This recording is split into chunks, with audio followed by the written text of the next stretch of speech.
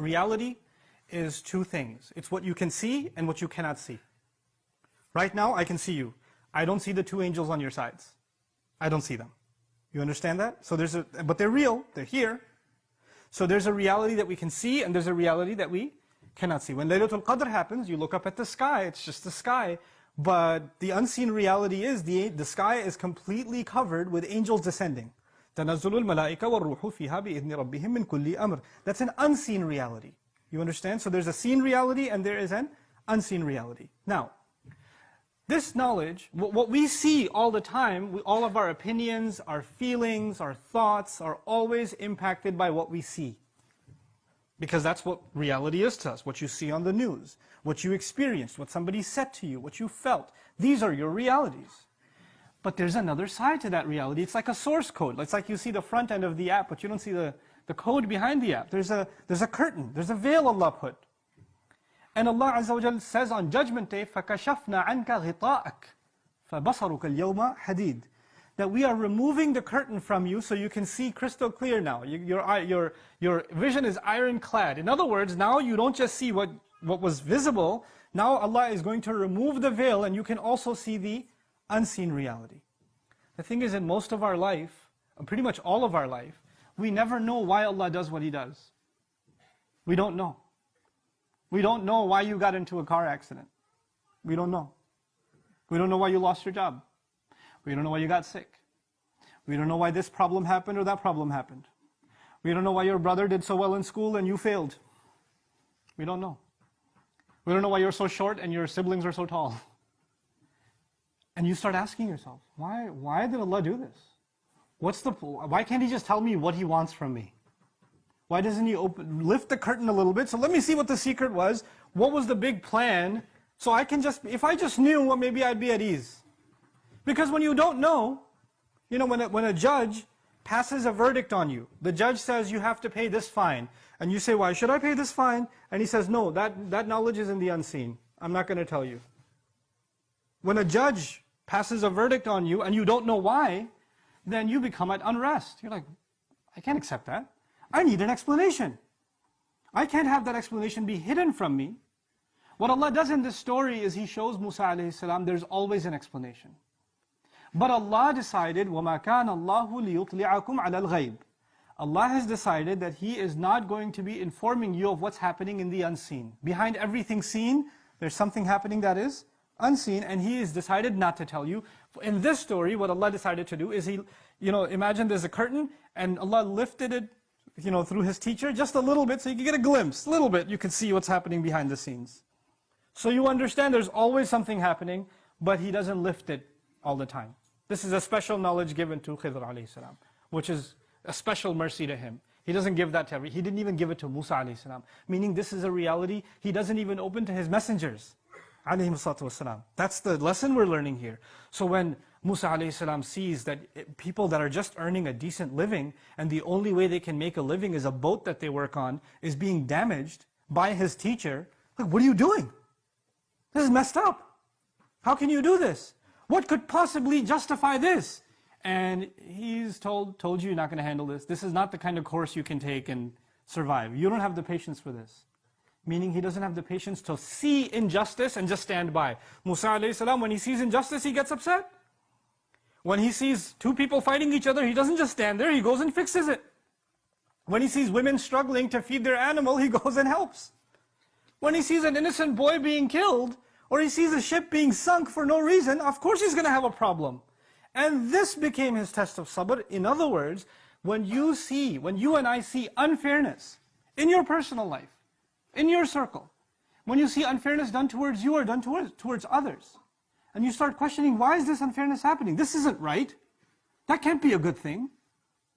And you start, it agitates you, it really bothers you. It's at that point that those words of Khidr alayhi salam to Musa alayhi salam are, أَلَمَ قُلْ لَكَ إِنَّكَ لَن تَسْتَطِيعَ مَعِيَ صَبْرًا. Didn't I tell you this education, this knowledge is not easy to acquire. You don't have the patience for this. This is why it's not given to everyone. You can't handle this. And he even made the statement, وَكَيْفَ تَصْبِرُ عَلَى مَا لَمْ تُحِطْ بِهِ خُبْرًا. How in the world can you be patient over something you have no knowledge or experience of. There's an experience of the unseen. Allah did not open up that experience to us. We can't possibly experience it. We have to be humble and just sit back and say, Allah knows, and we don't know. Wallahu ya'lamu wa antum la ta'lamun. Allah knows and you don't know.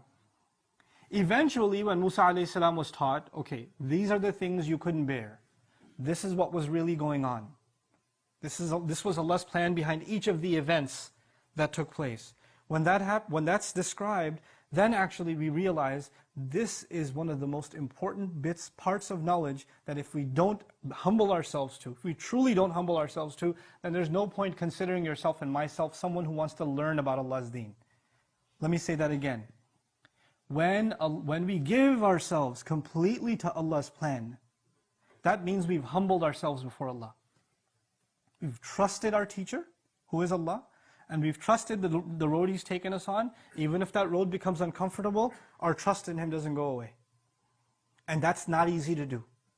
If that wasn't even easy to do for a messenger like Musa alayhi salam, وَكَلَّمَ اللَّهُ مُوسَى تَكْلِيمًا, the one who spoke to Allah directly, it wasn't even easy for him to do.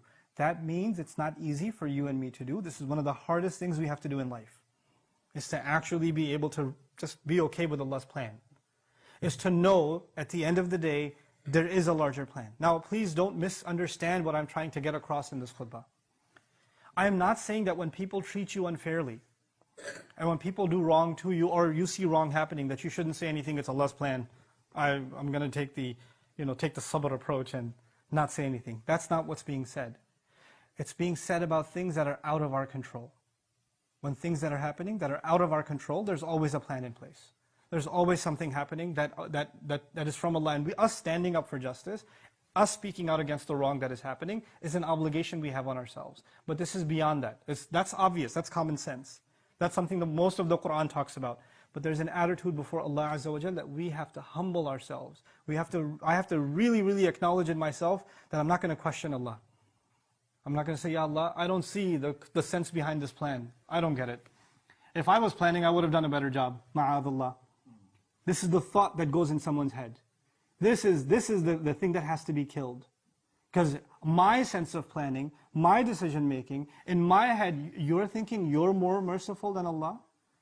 You're thinking you're more just than Allah? Am I thinking that I'm a better planner than Allah? I know better than Allah? I have more wisdom than Allah?